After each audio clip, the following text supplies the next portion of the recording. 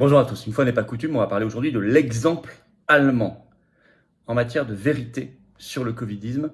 Vous allez voir là-bas, il y a une explosion d'informations dans les médias, de procès en justice et de prise de responsabilité politique sur les injections Covid, les effets secondaires, la réalité de la chose, les mensonges passés. Ça n'a rien à voir avec la situation française de censure, d'omerta, aussi bien au niveau judiciaire que médiatique et politique. Je vais vous expliquer, il faut qu'on s'en inspire bien évidemment, et ça suffit quoi. Il faut que en France, ça explose de vérité aussi, et l'exemple allemand va pouvoir euh, nous servir, d'autant que là-bas ça fait seulement quelques semaines, quelques mois, grand maximum, hein, donc vous voyez, tous les espoirs sont évidemment permis, ça s'est débloqué d'un coup, ça va être pareil en France, vous inquiétez pas. En tout cas, nous, on va y mettre tout notre poids de patriotes pour le faire. Et dès aujourd'hui, nous lançons une grande pétition nationale, parce que je pense que c'est le meilleur moyen pour commencer à sensibiliser les gens. Elle est en lien sous la vidéo en description, vous pouvez la signer, la relayer. Je vous invite d'ailleurs, je vous incite à le faire dès maintenant, en masse, en disant vérité, voilà, sur les effets secondaires, vrai débat. Voilà, nous voulons qu'il se passe la même chose que ce qui est en train de se passer en Allemagne. Je vais vous donner des exemples très concrets, vous allez apprendre beaucoup de choses, je crois, dans cette vidéo, donc n'oubliez pas cette pétition. N'oubliez pas également de vous abonner à cette chaîne YouTube. Merci beaucoup, on a entendu l'appel hier à s'abonner. C'est le petit clic en dessous, vous cliquez sur s'abonner pour s'abonner à la chaîne, c'est gratuit, c'est instantané. Parce que YouTube bloque beaucoup de chaînes en ce moment, beaucoup. Ils font ça tous les 5-6 mois généralement. Et ça bloque un peu. Et voilà, si vous pouvez juste vous abonner, parce que plus vous êtes abonné, plus les vidéos seront recommandées et circulent mieux.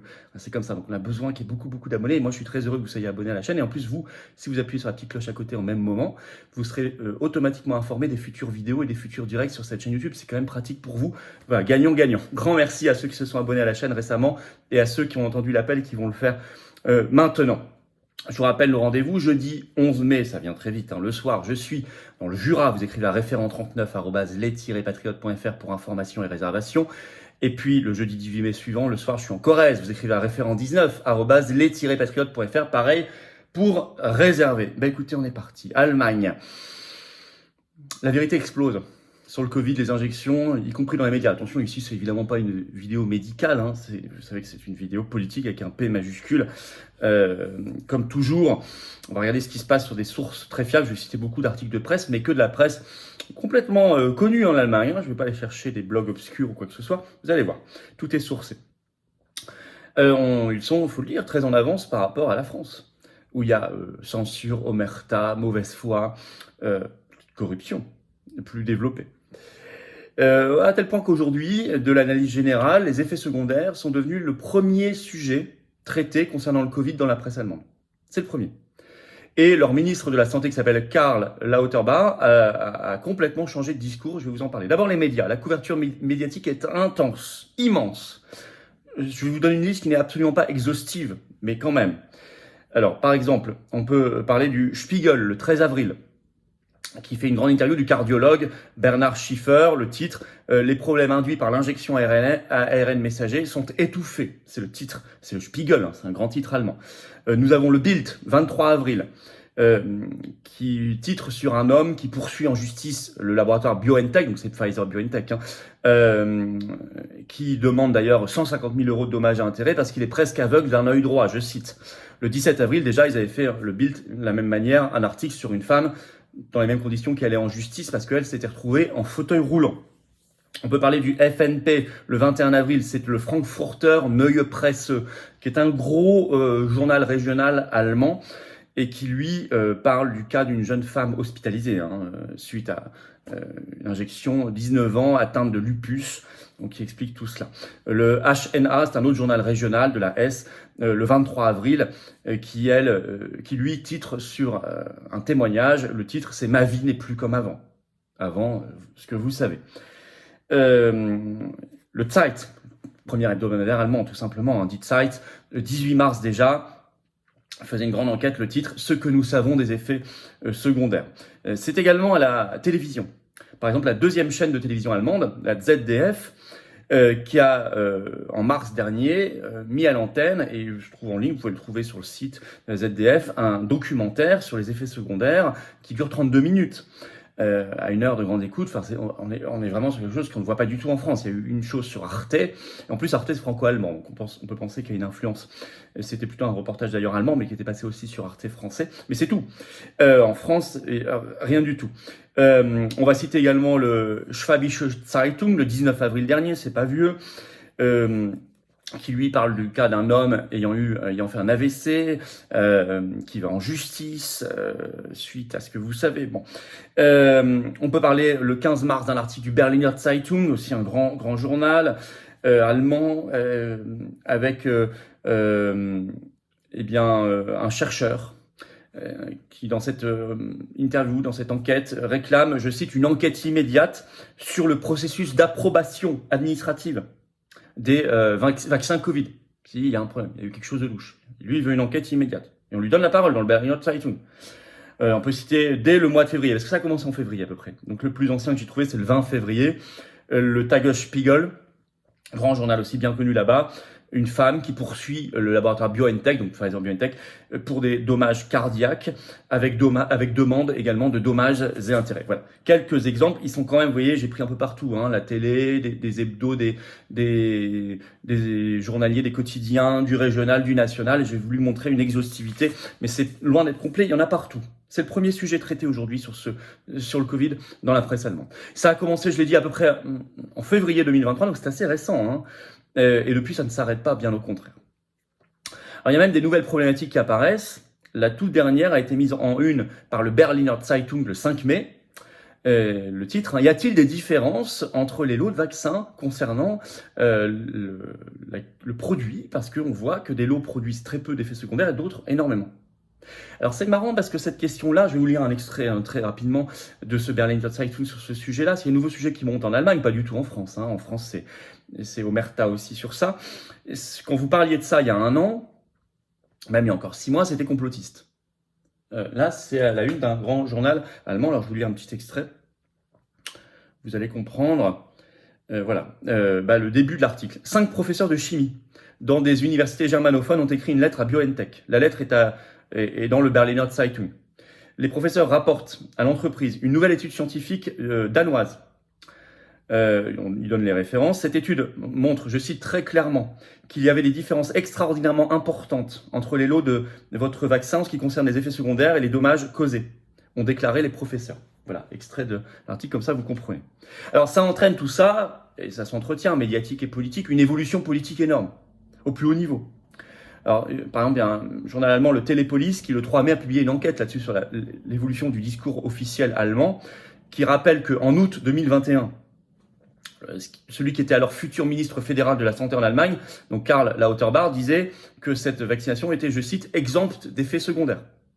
Puis en février 2022, il avait dit cette formule, vaccination plus ou moins sans effets secondaires. C'est déjà plus la même chose. Mais à l'été 2022, il avait de nouveau dit, s'il y avait eu, je le cite, s'il y avait eu des effets secondaires, nous l'aurions remarqué.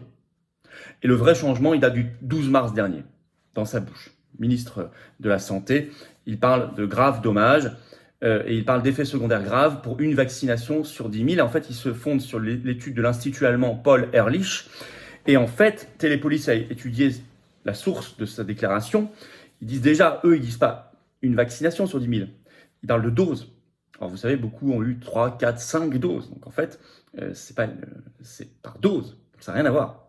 Et ensuite, d'abord, ils disent ce chiffre de 1 sur 10 000, on ne le trouve pas dans le rapport. On trouve 2,7 sur 10 000, ce qui n'est pas la même chose. C'est 2,7 fois plus. Et en plus, ce ne sont que les cas signalés par la pharmacovigilance, par les médecins eux-mêmes. Donc on sait très bien qu'il y a beaucoup de choses qui ne remontent pas, ou qui ne descendent pas. Donc c'est très intéressant comme... Et en tout cas, le ministre allemand, il a complètement changé de discours. C'est d'ailleurs pas suffisant pour les médias allemands. Et là, on voit la grosse différence avec la déférence, la révérence et la soumission de la presse française. Servile. C'est pas suffisant. Le 3 mai, le Deutsche Wirtschaftsnachrichten, Nouvelles économiques allemandes en français, a publié un article, ce titre, Silence mortel, comment la politique minimise la vérité sur les injections contre le coronavirus. Je vais vous lire le chapeau qui dit tout, que vous ne pouvez pas lire aujourd'hui dans la presse française, c'est impossible. Le titre, les vaccins RNM ont été annoncés par l'État comme sans effet secondaire, mais la réalité est différente, est-il écrit. Les cas d'effets secondaires graves se multiplient, même des décès sont déjà documentés. Alors pourquoi les produits sont-ils toujours sur le marché, pour l'interrogation? Vraie et bonne question. Voilà où on en est dans l'état du débat public allemand. Et vous avez vu, je vous ai parlé de beaucoup de procès aussi, des gens qui étaient devant la justice et qui demandaient des dommages et intérêts. Vous voyez l'évolution du discours politique et notamment gouvernemental du ministre de la Santé. Et donc vous voyez en conclusion qu'on est très très loin de la situation française. Leur affaire n'est pas parfaite, mais c'est bien meilleur qu'en France. Aussi bien du point de vue de la justice que des médias et du gouvernement. Alors nous... il faut qu'on multiplie les procès. Il y en a en France des procès, ça commence. Il y en a à Marseille, j'en ai parlé, il y en a quelques-uns. Il faut, moi j'incite ceux qui se sentent victimes ou proches à y aller.